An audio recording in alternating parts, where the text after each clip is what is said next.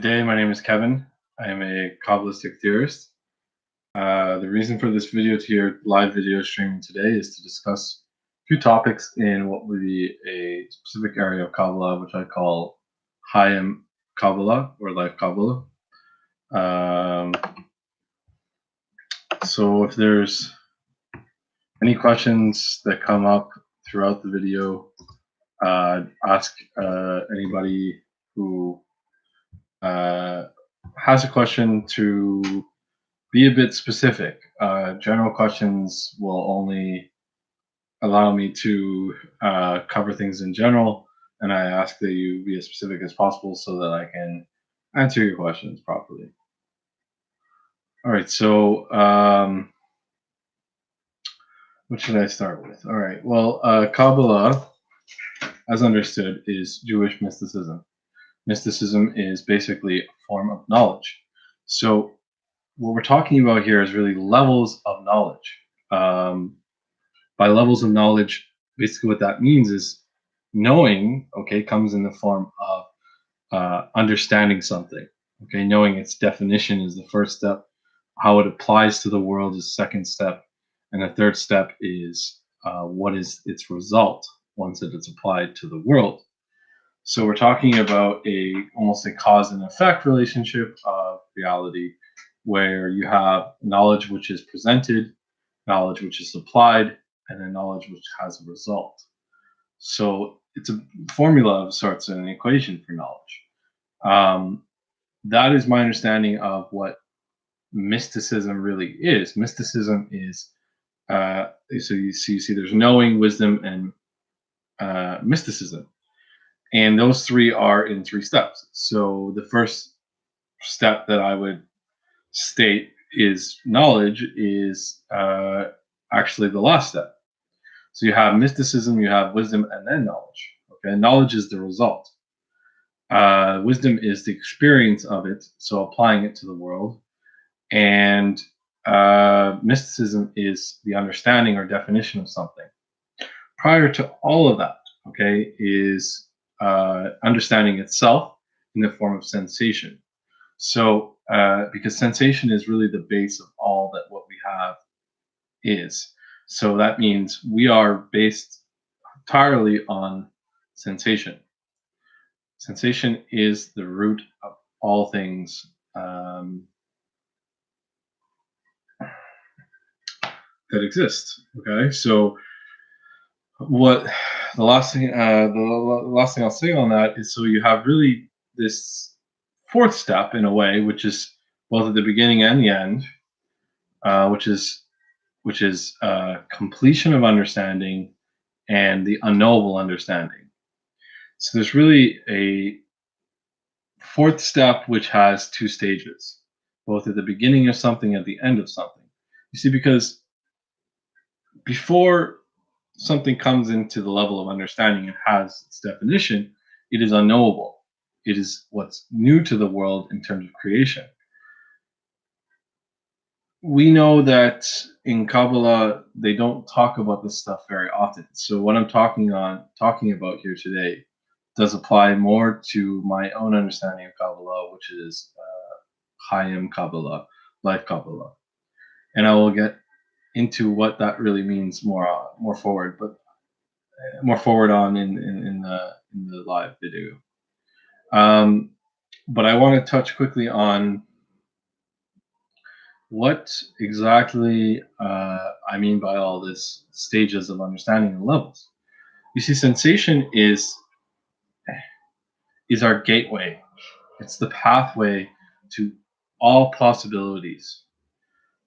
We can, through sensation, okay, sensation means feeling. Okay, now I'm not talking about touch. Here's the best part. When people talk about touch, okay, probably heard that. It's the sort of sensation of the ability to tactile, to feel something. Okay, that is not sensation. Sensation applies to the experience or understanding, or maybe those aren't quite right words. Sorry, it applies to the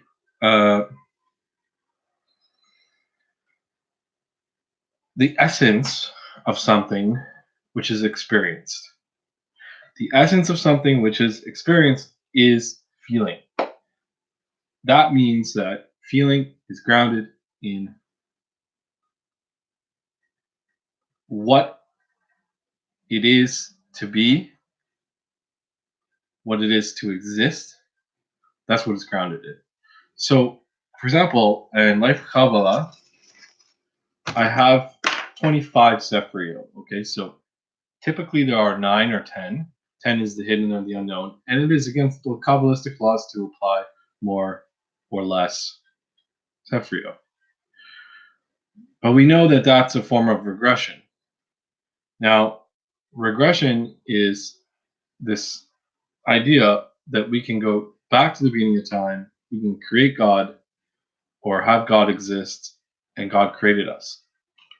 And progression is from a point where if we were to regress to a certain point, we would come to a beginning. But a beginning without end continually just progresses. Now, if life and death is a cycle, and there's basically that's what regression is, it can come both in the beginning and the end. It is time constrained by death. Regression is a form of death. Okay, because you come into life and then you die. That is regression. So back to go back quickly. Sensation is the essence of our being, and so the 25 Sephirot that I developed is just a slight tweak on it.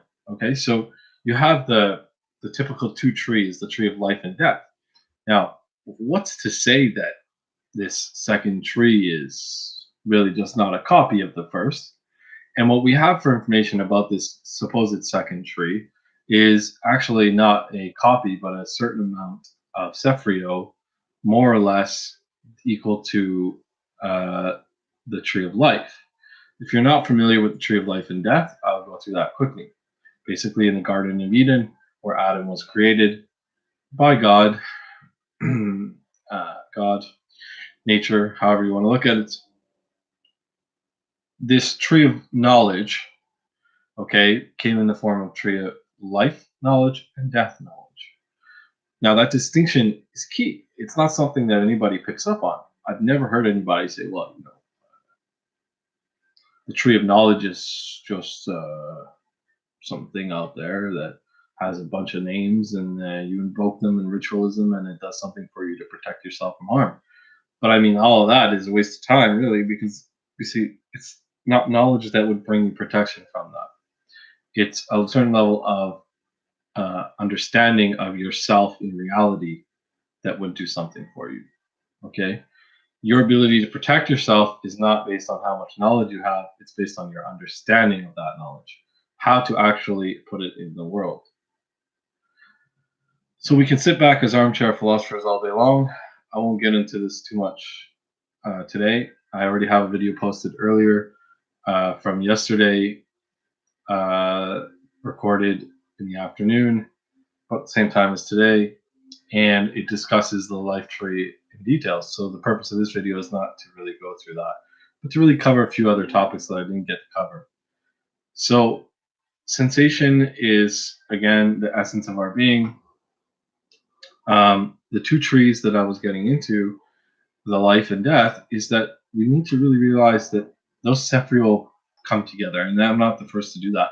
The two trees really come together, and one is not really a tree, the other tree. It's just the roots of the tree. So you have the crown and you have the roots, and that's basically it.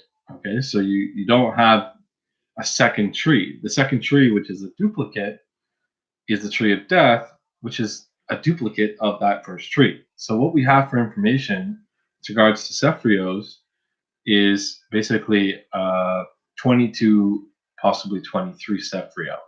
Okay, so we have the regular tree, let's just say the tree of life, which goes from Ein Sof Or to Ein Sof to Ein Dot Keter Kol Malch Bina Hevra Tiferet Netzach Od Yasad Malchut, and that's it. And that is the tree of life. Now, if you include the tree of death, and put the two trees together, so to speak, basically what you're doing is completing your understanding of what it is to exist.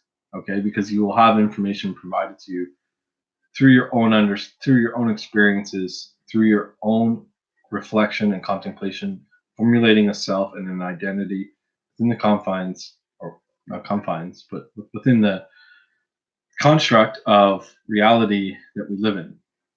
And that's all to say that because what I realized is you really do take these two trees, you put them together, forming one tree with its roots and its crown, and the crown of the tree is what it is at the top of the tree. So it basically the trunk and the foliage, the leaves and all that form what's called the crown of the tree. So you have the crown, you have the roots. So you sort of have two parts. And now that is not untrue. Okay, that split is not necessarily untrue.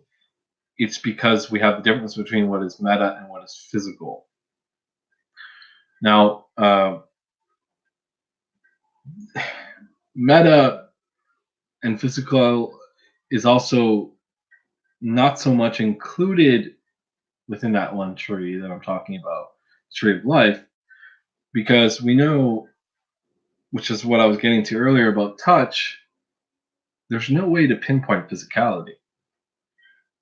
So the reason why I first was getting at saying basically that there is this split and it's justifiable was because I want you to know and see that there are really levels of understanding in ascension. Ascension is our pathway back to reality. Descension is a pathway away from reality and all that manifests. Okay, transcending is when you've reached reality again. But of course, you see, reality isn't stagnant; it ascends as well. So that stage is both really just a merger with where reality is now and where it is going is ascending. And basically, that just says there's ascending and descending. The minute we begin to ascend, that's the good news. The minute you make an effort to change your life, to make yourself better, to improve your understanding of reality, and I'm not talking about getting a job or having children or marriage or just unions in general, whatever, if it's same sex or not. But none of that in this world that we live in on Earth is going to contribute to your progress in terms of ascension. That can be a part of dissension. Okay, there is a way in which that is a part of ascension, but it all depends on your intention towards it. If you intend to ascend, and these are the stages of part of your ascension, then you will make your ascension possible. You will begin your ascension back to reality. Because ascension is unlimited and never ends, the good news is as long as you begin to make that first move, that one time you intend to get better, even have a thought of it, where you internalize it, externalize it, you make it a part of your being, that is when you begin your ascension, which really means you've gone back away from unwellness.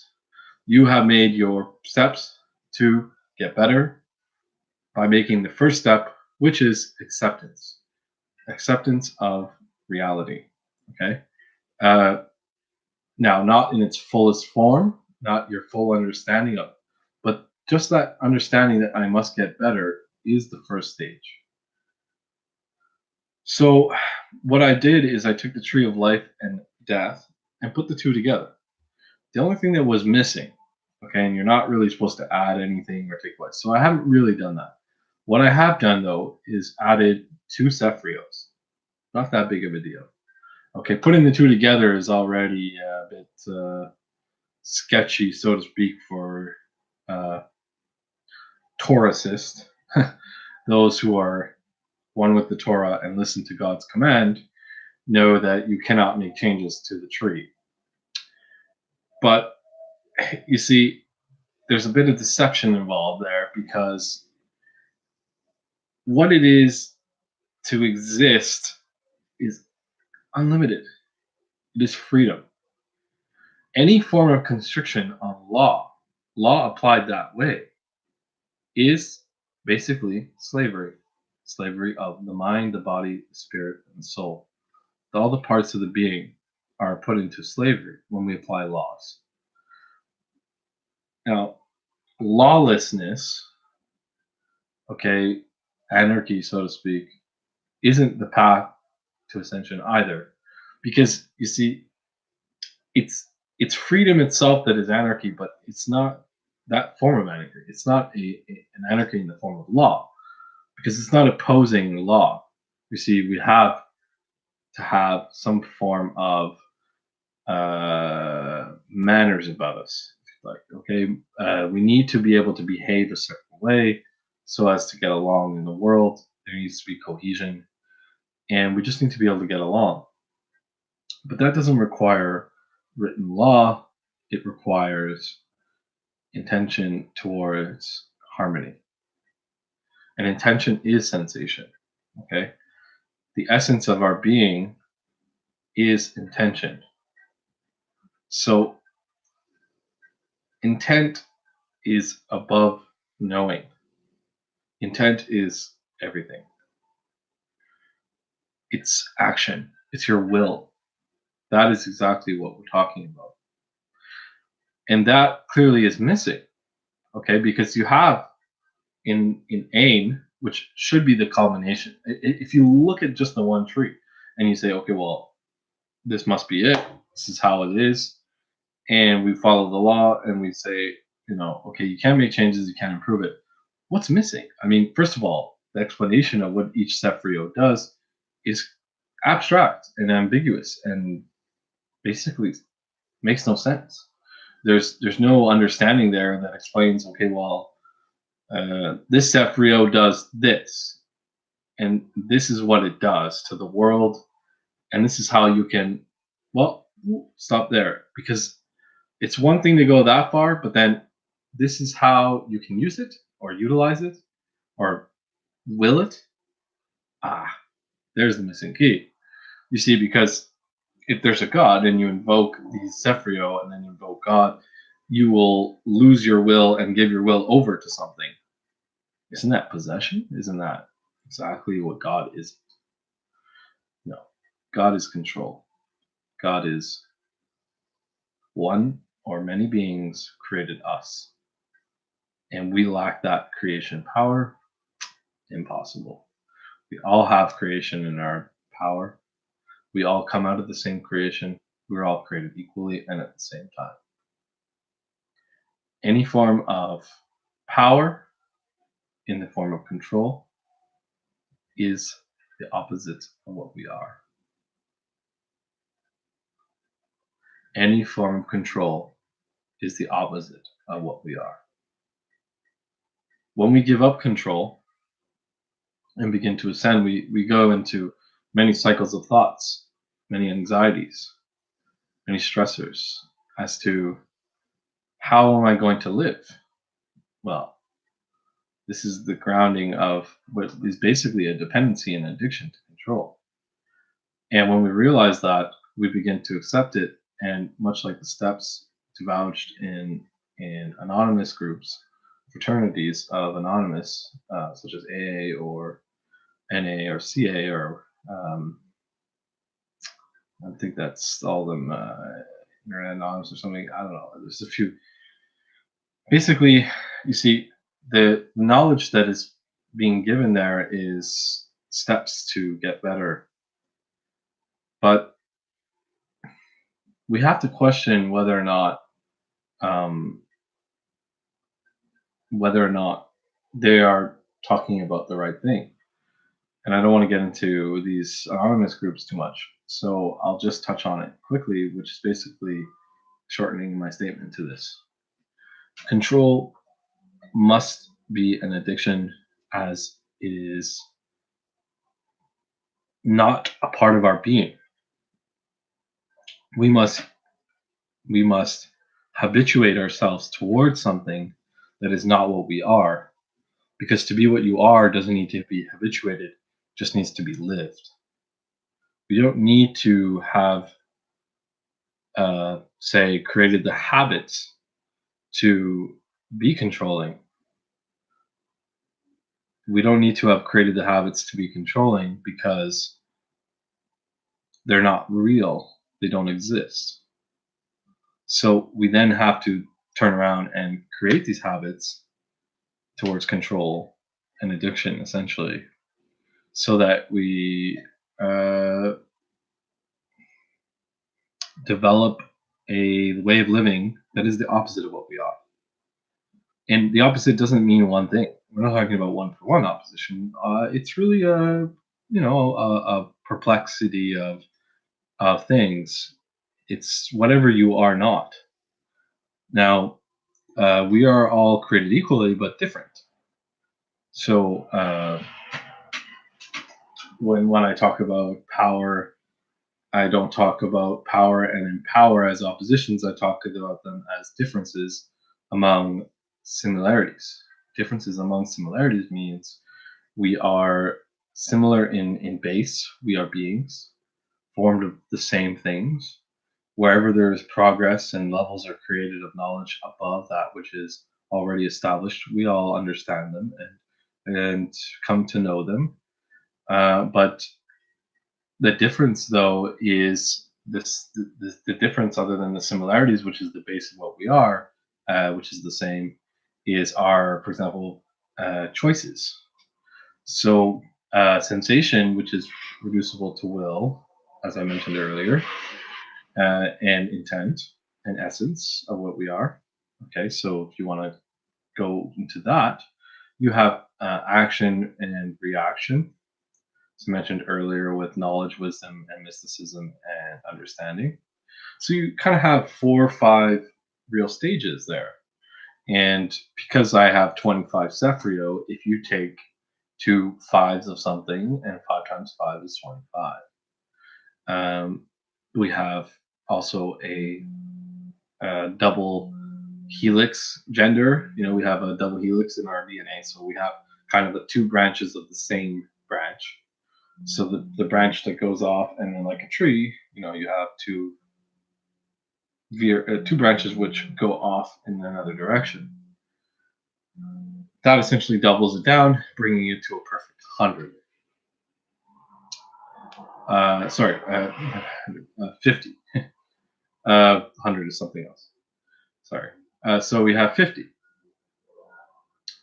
Now, that 50 is 5 and 0 cryptically. So what are we talking about here is basically the difference between existence and non-reality, or the unknowable. It's either non-reality or unknowable, that 0, which is in the 50. And the reason why I get into crypts is because intention comes in the form of crypts when it completes. And that's really advanced, like Kabbalah, high-end Kabbalah I'm talking about. So I won't get into that too deeply. I'll just touch on it in the form of this. You have intention. Well, the unknowable, you have intention, you have will, you have action, you have reaction, and you have completion. Those 6 steps form this understanding of what we are. That is what is in base. If you take decimal, okay, decimal is its own number. It breaks down each number into wholes, which are differentiated into smaller wholes.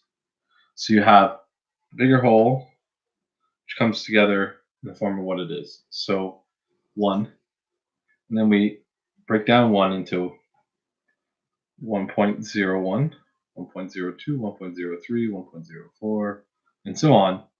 And if you look at all those steps, you can really only go 6 steps before you're repeating what you already did. We can look at that in the form of movement. So we have up, down, left, right. That makes a graph. Up, down, left, right. And you'll be seeing this backwards. So up, down, right, left. And then we have something at center. And then we have something which is central. So we have which goes around contour, and we have what's in the center. Those are the 6 positions. Any other position on a graph would be repetition. And repetition is a sign of what is our limitations. The minute we repeat something, it's a form of limitations. So law, law itself, order, comes at the 7th step, which only applies to that which is lawless. Now, when I mentioned my form of lawlessness, I did not include this form of lawlessness, which I just mentioned, which is the true lawlessness. That true lawlessness is, in a way, living the opposite of what you are, um, death, cycles of death, suffering, pain, all these things. Okay, so 7 days of the week. I tell you something about why we live where we are and why there are 7 days of the week. Again, that is beyond completion. Okay, that is into the incomplete. It's the link to a higher self, which is 7. Now that's where law comes in. Law is only applied to that which is lawless, meaning the unlawful are not the lawless. The unlawful do not mute law. So there's neither anarchy nor is it monarchy or hierarchy. Sorry, not monarchy. It is hierarchy or anarchy, and any form of that is really just the 7th step. In sensation, because there are 1.5, less than 1.5 puts you into what is less than half of 1, and that's not possible. So the lowest number possible with decimal is 1.5, meaning that the 1.5 is that 50, if you'd like, as I mentioned earlier. It's that double down.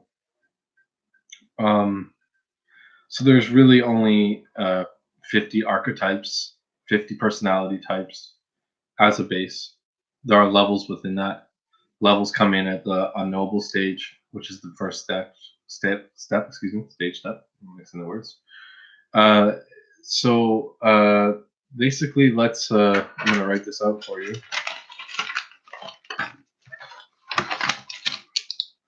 So sensation. Should have written this earlier. Starts with levels, then goes into intent, then goes into will, then goes into action, then goes into reaction, and then goes into completion.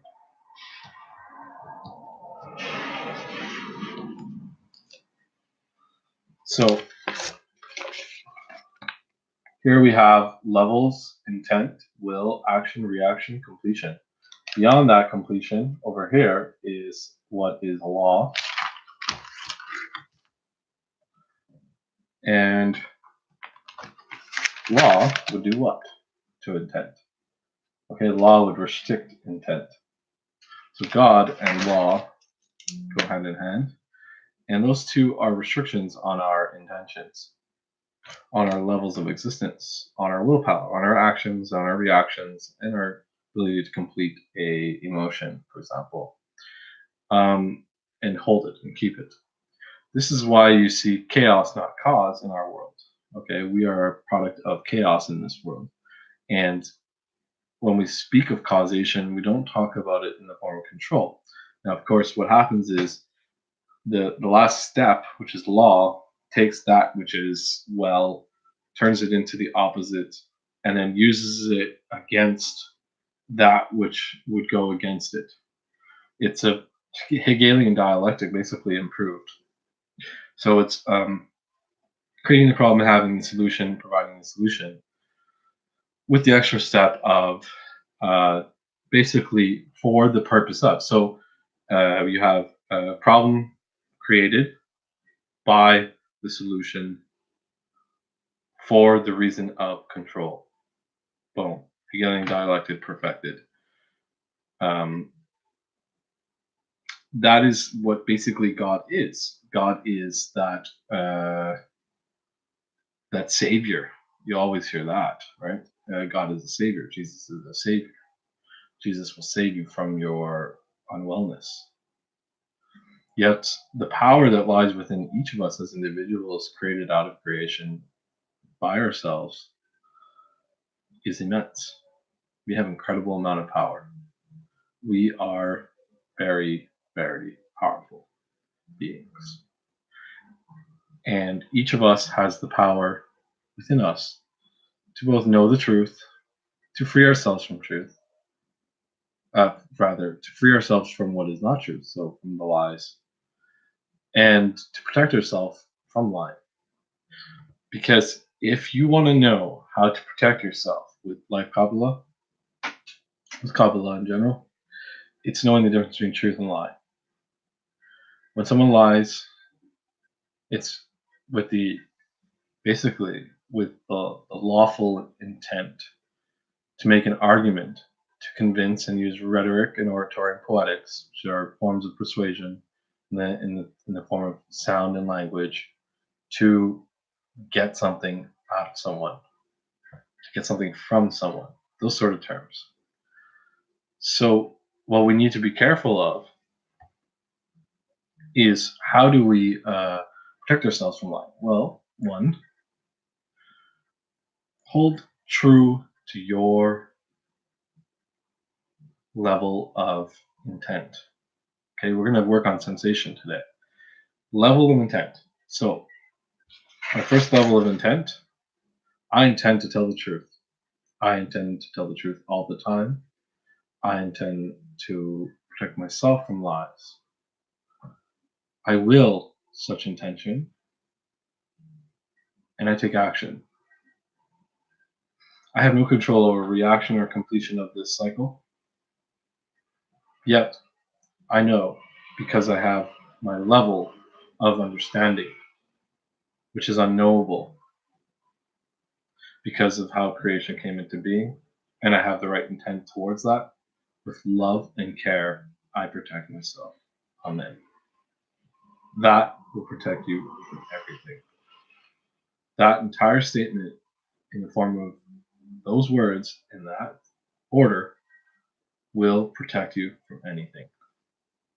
Now, life and death, Maveth Chaim, Chaim Maveth. The tree of death is the tree of life. The tree of life is the tree of death. They are duplicates. You've probably heard the term before, heard this before, I should say. Often people who are poor develop things and then it's stolen from the rich. This is duplication, okay? Control. How do we avoid such a thing? Well, you have to be willing to do everything to get better. No half measures availed. No half measures, excuse me. We cannot allow ourselves to be controlled, no matter how bad it gets. Because you are a product of your own plan, you're a product of your own intentions towards reality, and you get that exactly out of it. So if something bad happens, you know that you allowed it, and you know that you won't allow it again ever. Okay?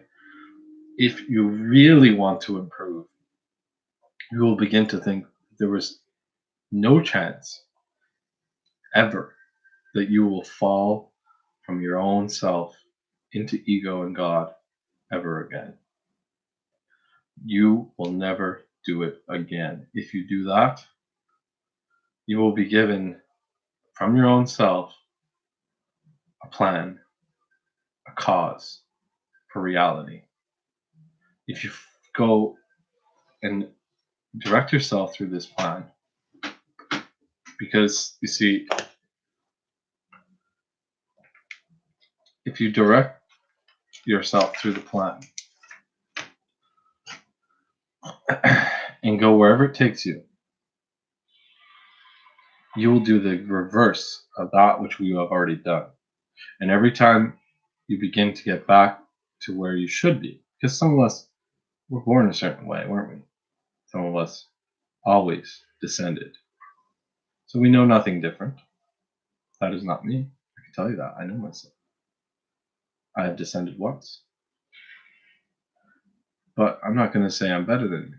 I'm going to say now I am on the same planet with direction and causation in my life to ascend myself and ascend others. That is my whole purpose. And will that ever change? No. Because once you descend and take that step of ascension that I just mentioned, that towards that sort of direction, you will be freed. You will never be tempted to turn towards a god or a god or gods or any form of ego. You will have finally freed yourself. It is the first step, the first direction, and the directions and levels above that are limitless. We are spiritual warriors, and we do not give up. And that is our intent, that is our will, that is our action, and that will be the reactions and how things will be completed in our lives. We will create no law which oppositions that, and we will have no way of oppositioning it into law. That's everything for today. Thank you.